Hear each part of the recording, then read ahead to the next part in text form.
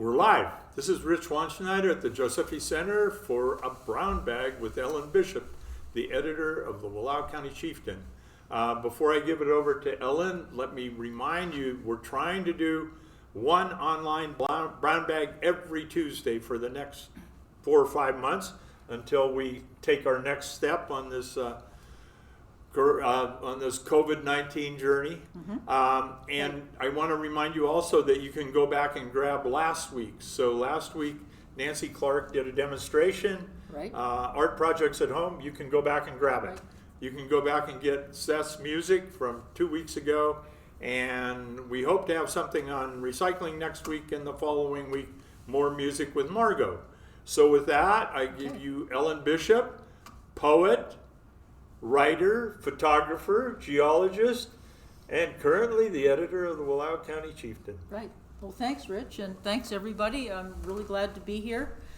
And as we all know, just doing everything online and with kind of virtual reality and virtual contact with one another has really kind of become the de rigueur way of life anymore. And Rich and I are sitting I didn't bring the tape measure, but I think our heads are about 6 feet away. So that's really pretty safe. I'm really delighted to be here, and I just thought maybe we could talk a little bit, or I could let you know some of the challenges of putting the Chieftain out, particularly in a time when we are facing the economic issues of COVID-19, as well as the need for social distancing and working kind of alone but together. So we're all sort of loners now, but that's sometimes not a bad thing.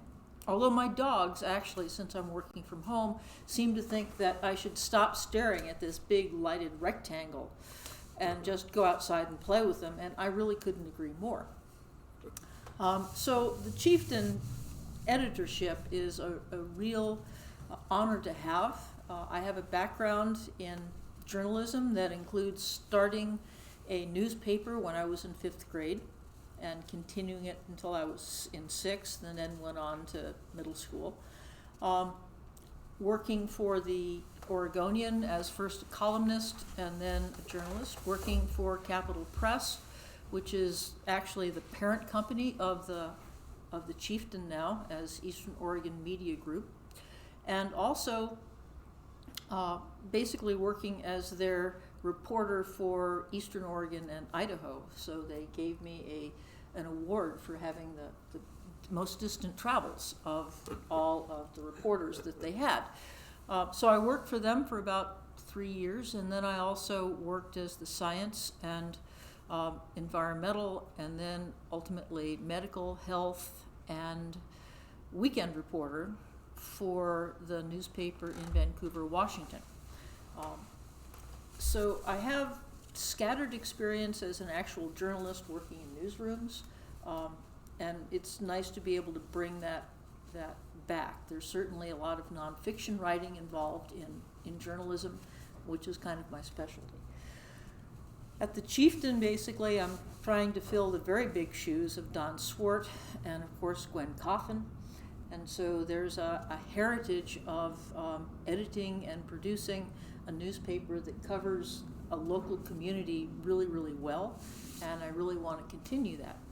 Some of the challenges that we have overall before we got into COVID-19 is that, as we all know, this is a really politically and philosophically diverse community. And so we really have to kind of make sure we engage with both sides of that. And Rich writes a wonderful column that some people consider to be a, what was it called? Lily-livered liberal column. Lily, okay. Yeah. I've been called worse. As we all have, right?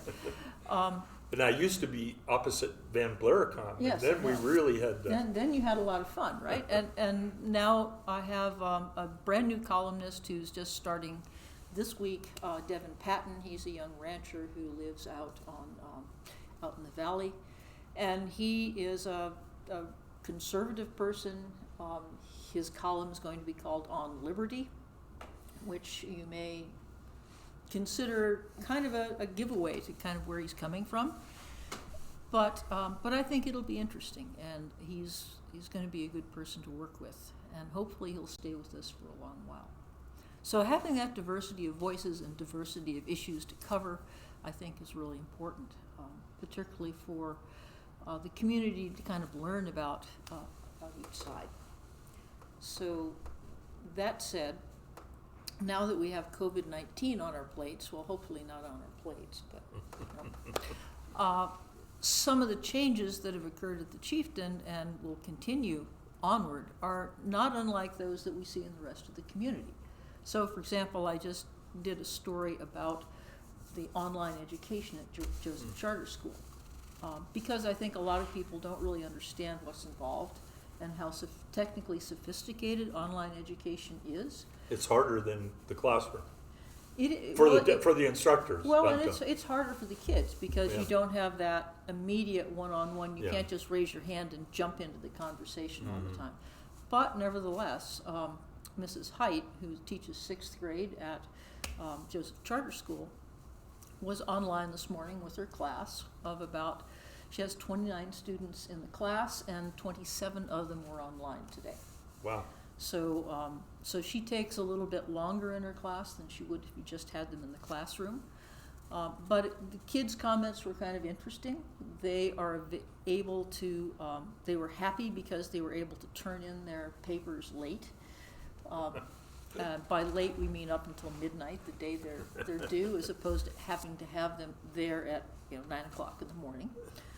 And they also said that they were kind of happy to be able to all get together online, because I think they're all, they're people who are used to a digital presence, and so that's not such a bad thing for them. And even more important, they didn't lose their papers. The dog, if you're doing digital things, it's unlikely that the dog will eat your homework. Right. Yeah, although I have dogs who would probably do that if I used a laptop. So, like the schools, we're increasing our digital presence.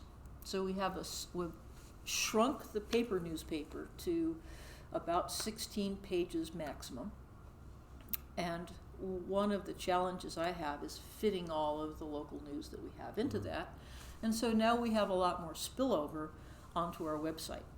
So we're hoping that people are going to actually get used to looking at the digital news. I mean, I get up every morning, and while I'm quaffing my coffee and trying to wake up, I'm reading the New York Times online, the Los Angeles Times online, and San Francisco Chronicle online, so I kind of know what's going on both coasts. And so I think that online presence here is going to be important. I know that it's important to a lot of our distant readers. So we have, people in New York City who subscribe to the Chieftain, and actually, as Seth was saying, it is actually kind of an international thing. We have a couple of people in England who do the online thing. So I think that growing online presence has the advantage of actually allowing the Chieftain to reach more and more people. And we're looking at that very, very seriously. When I started, we were very much strictly a weekly newspaper. And when I started, we were not only a weekly newspaper, but we were not part of the LeGrand Observer. Oh, right. Nor were we part of the Baker paper. Right. And so we viewed ourselves as being a competitor with LeGrand. And so consequently, we were always trying to get the story first and publish it first, and then we would get mad at one another if one person had, one paper had the story and we didn't. But now, of course, we're partners with them.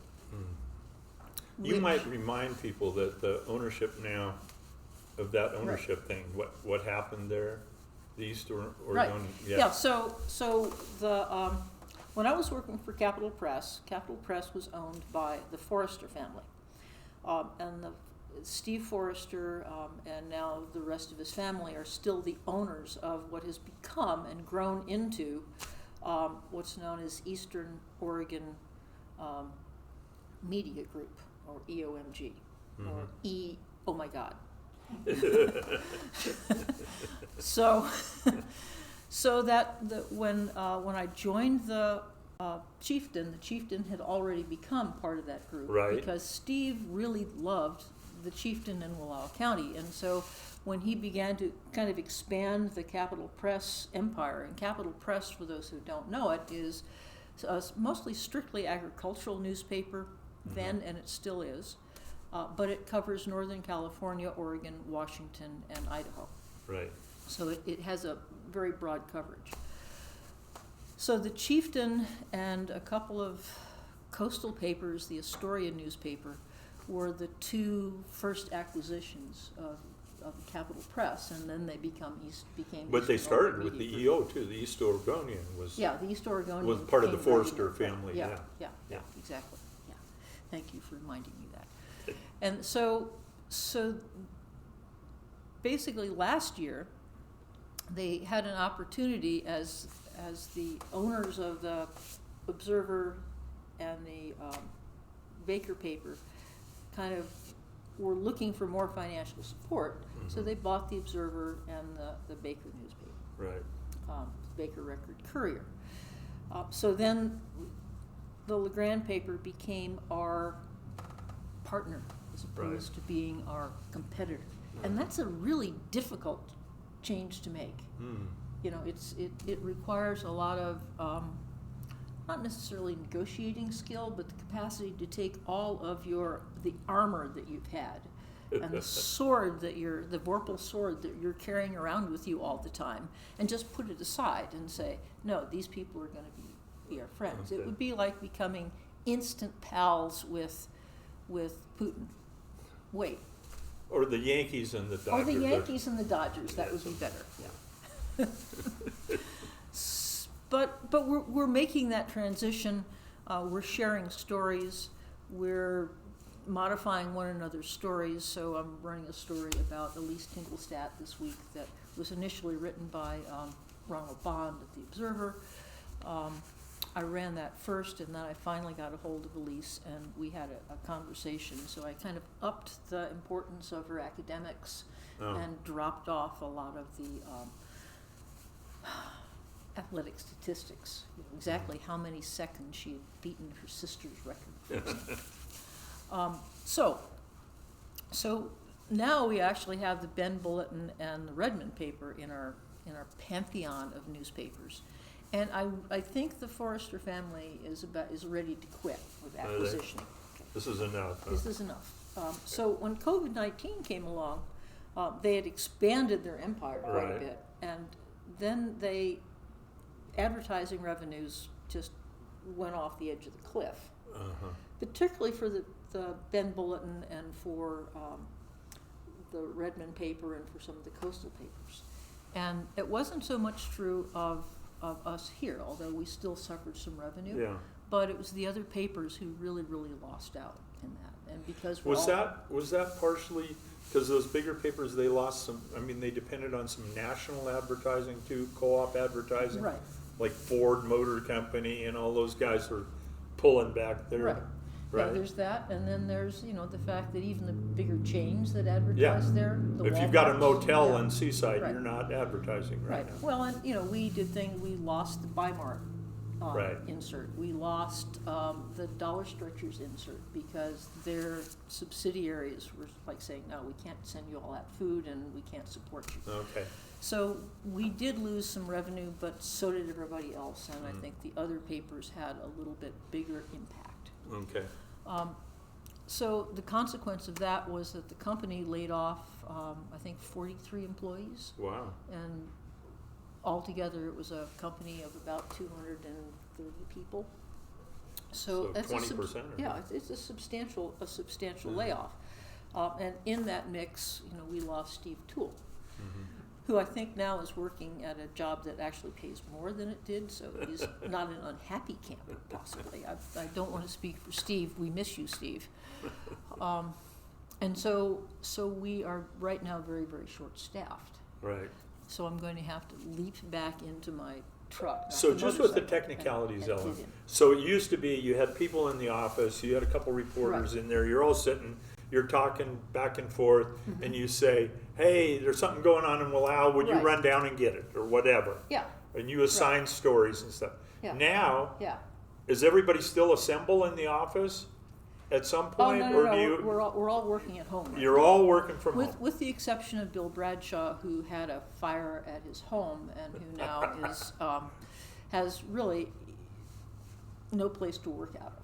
Oh, wow. So he's working in the office, Okay. which is good because he has the police radio there. So when there's a major Right. event, Okay. hopefully a fire that's not at his house, he can go cover So that you for us. have to, you as the editor, have to coordinate with each of, if Joe gets a lead on a story, he gets to you and you Right. say, go ahead with that one or whatever. Right. Or you look at kind of the overall, what's going on, and you say, hey, somebody's got to cover what's going on at the lake right now, or whatever it is. Yeah, pretty much. I mean, this is a really important little piece of equipment right Yeah. now. Not that it hasn't been, but I think it will continue to be more and more and more. Yeah. So because we only have 2 reporters, Right. me and Bill, and I'm supposed to Yeah. be editing things too, we're really stretched pretty thin, but we're managing to cover stuff pretty well. What about interviewing people? Is it almost totally with that thing, or when your recorder on, or Yeah. do you actually go out and talk to people still? It's a combination. I mean, when I do that, I try to make sure that I'm either wearing a mask or or maintaining the 6 feet of, Yeah. of separation. And I think that that's worked. I've had about 80% of the people I talk to are fine with being together Okay. in the same room. We just sit at Okay. different ends of the table. I think it would be really different if Wallowa County had a lot more COVID-19 confirmed Right. cases. But on the other hand, we really don't know because we've had fewer than 30 people tested, Right. and that's 0.4% of the people in the county. Okay. And I So know is- that a lot of people have had the symptoms, have said, I really don't feel good, I'm coughing a lot. Yeah. But tests have been so unavailable and so Yeah. difficult to get to that the hospital has said, no, we can't test you unless you're really, really sick. So I hear something on the street, and I wonder if you hear more, that people are really kind of afraid. Joe Whittle checked the trailhead at Hurricane Creek, and there were 2 California license plates and a Texas license plate, and he said at this time of year that never happens. And you just hear people talking about, well, they're going to bring it in to us, and I think the Cascade Reader had something about Bend people are afraid of a tourism influx. Do you get that fear from your clientele out there? I think there is very much a concern in the county about how we're going to open up. I mean, sooner or later we have to open up, but how do we do that? And conversations with the county commissioners have shown me that they don't want to just open up the county willy-nilly and have anybody come in. What they would like to be able to do is have an opening of some businesses, particularly restaurants, that are all Yeah. starving to death and about to go Yeah. extinct. But for local people, that is, let's keep the social distancing thing in place, but allow people to go, maybe a limited number of them. I don't know, however that works. One thing they've just called for is to have local businesses all submit, that want to open, all submit a plan for how they would do that in the COVID-19 world. And so they have a call for that they just submitted to the Chamber of Commerce, Okay, and they also, we just put it online today. good. So, So anybody out there can look online, and if you've got a business, right, you can get the Right. guidelines for Right. what you have to go through to open up. right. Well, at least for the county commission to apply to the state, Oh, I see. because that's the process that we're going to have to go through. We're going to have to go through a process of each county will try to meet all the criteria, Right, some of which are insanely difficult to get to because they require testing that we don't have Right. available to us. right. The It's coming. It's been coming for a long time. Right. Well, for a person who thinks in geologic timescales, it's it will be a very soon thing. But for the rest of us, it's the federal government sent 15 of these spiffy new rapid test kits from Abbott Labs to Oregon. Only 3 of them went to rural counties, and worse, they only included 24 of the kits, the testing materials that you needed to do a test with those. Okay. So they can only do 24 tests with each of these rapid things that turn over your results in a few minutes. Right. So that means 360 more tests throughout the entire state. So It's nuts. your sources don't, it doesn't sound like we're going to be geared up for extensive testing in Wallowa County anytime soon. Not anytime soon, no. 'Cause We're talking at least a couple months. several weeks? I really don't want to speculate, but it could be a geologic timescale. Okay. It could be the Middle Anthropocene. No, I mean, I just have very little Yeah. little faith in the capacity of the federal government, and particularly the Trump administration, to say, oh, rural communities in eastern Oregon, boy, you really need this.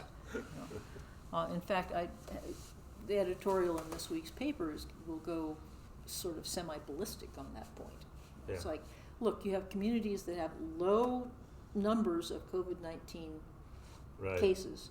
So why don't you let us test and let us open up, because it's our economies that are crashing badly right now. Anyway, so that's the fun of being a newspaper reporter and editor. You get to look at all of these things. You get But you also get this, I think the cool thing is you get this sense of the community, because you are talking to the school and you're talking to the county commissioners and you're talking to the Forest Service, and you're getting Right. some kind of a handle, which then you pass on to us that Theoretically, information, yeah. I sense that for the most part, people here are pretty doggone proud of where we are as a state, Yeah. and like the fact I see that Idaho and Colorado have also now joined with California, Washington, and Oregon. Right. And I can't understand, Ellen, why, these people that want to open up everything right now, they don't say, if we would have opened up everything, if we wouldn't have shut down, if we wouldn't have followed Washington, Right. some projections are that we would have had 70,000 cases in Oregon right now. Oh, yeah. Yeah, You know? exactly. And I've talked to a number of people who own and run businesses and who are obviously, teetering on the brink right Right. now. But they really are torn between the need to open and the fact that if they open and if the clientele that they have, who usually is here, that is the whole tourist Right. thing, then they're putting not only the community but their employees at risk. At risk, yeah. Because you just don't know. You can't test someone for COVID when they come in because so many people are asymptomatic. And since that what is it, the 7 Wonders of Oregon was so successful, we now have those license plates from Florida and New York and New Jersey I know. and everywhere. So, mixed blessings, right? Yeah. Well, I think that as we go through this sort of portal of COVID-19, we're going Right. to see a number of societal changes. One of them will probably be that it'll be easier to work online. Another one of them may be that it'll be very attractive to be in a small rural community, Right. in a lovely Right. place Right. where that community had a very low COVID-19 count. Right. And if you put those two things together, And plenty of opportunity for distancing yes. and recreation still. Yeah, exactly. So, if you put those things together, I would think that Wallowa County might become an attractive place not just to live in for a week, but to actually move here or have Yeah. a second home here. And I know people are already doing that. I'm just concerned that COVID-19 may accelerate that. And Yeah. then, and I think we need to be ready for that in terms of Uh-huh. land use planning and a whole bunch of other things. Right. Well, you look at the RVs coming through and whatnot, and yeah. But I photographed Joseph last night at 6 p.m. Yeah. There was not a car parked on the street except one way up by the hardware Yeah. store. Nobody moving on the street. I mean, it looked like a ghost town. We're minding our manners pretty well, We aren't are. We're just doing a wonderful job. So Yeah. keep it up, guys. We have, by the way, the front door at the Josephi Center is we're not open. Mm-hmm. And Cheryl and I have been talking about, well, when we do open, Uh-huh. what we're going to have is we're going to probably have, no more than 6 people in the gallery Mm-hmm. at a time. Yeah. We're probably going to be wearing face masks this summer on the street. I don't, I wear We'll mine quite a bit. I didn't just want have to see. to scare you today with it, but Well, I always feel when I wear mine going into Safeway that I should be like holding up the place or something. Anyway, it's just one more thing. It's great Uh-huh. talking to you, Ellen. And just, you mentioned the fact that more things are going to be online. right. We might be sitting 3 feet apart at the basketball games. We might have Or 6 limited feet, right. limited things. What other things do you see that in the next few months even that might be happening here? Are we going to be traveling more? Are we going to keep putting off my trip to Turkey? And Yeah, I really don't know. I think the mantra we keep hearing, whether it's from Dr. Fauci, Dr. Blix, other medical professionals, and even people who run businesses, is we need to test. We need to actually know right. whether or not Wallowa County actually has one COVID-19 case, Right. or whether everybody on the street is asymptomatic and we're all carrying it Right, around. We right. have no idea right now. So And that's so number one priority. Until we can begin to confirm what the actual infection rate is, not Right. the disease manifesting itself, but the infection rate.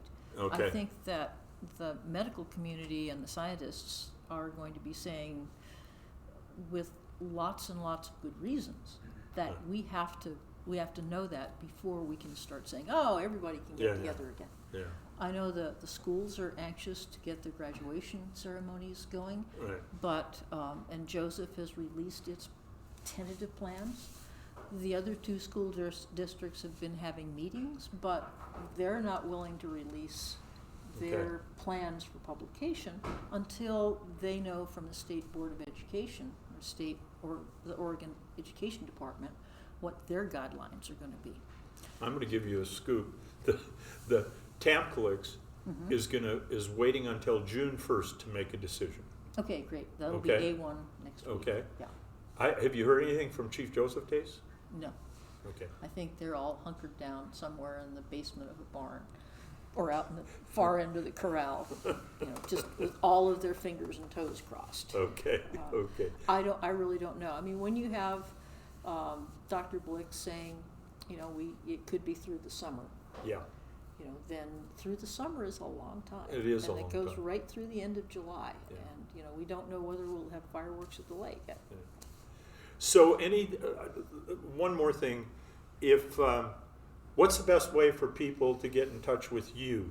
They still call the chieftain office? Yep. Do they email editor@wallowa.com? Either way of those will work, because we have Amber working in the office. Okay. And so she's the only person other than Bill who's in the office, and they have a long distance between them, so they're safe. So we have a presence in the office every day, and if you call, you'll get transferred to me, or you'll get my cell number, or you will, you can email me. 426-4567. Right, yep, and then there's editor@wallowa.com, that'll do it.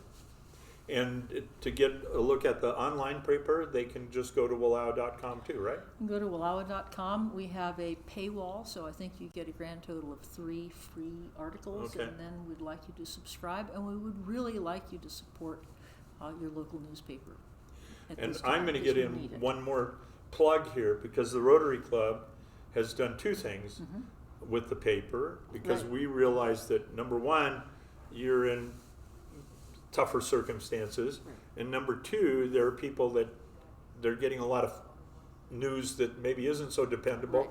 and we wanted to make sure that especially that people got, so we are sending 80 papers each week with Meals on Wheels program. Yeah. And also, Randy Jant has put together and worked with Bill, and so we've got an ad again in this week's Chieftain, Okay. which tells you what businesses are open for takeouts and how to call them and all of that Yeah, stuff. right. Yeah. So Rotary is trying Rotary's to support doing, the Rotary's doing a Chieftain, great job, yeah. and They we're really are. supporting the food bank as well and Yeah. stuff. But we all depend on the Chieftain. You know, Cool. Yeah, we need you. it's kind of the glue that holds the community Yep. together is kind of the Yep. way I think about it. So thank you all out there for supporting us, and we hope you continue to, and it's been great to talk to you. Well, thank you very much for coming in, Okay. Ellen.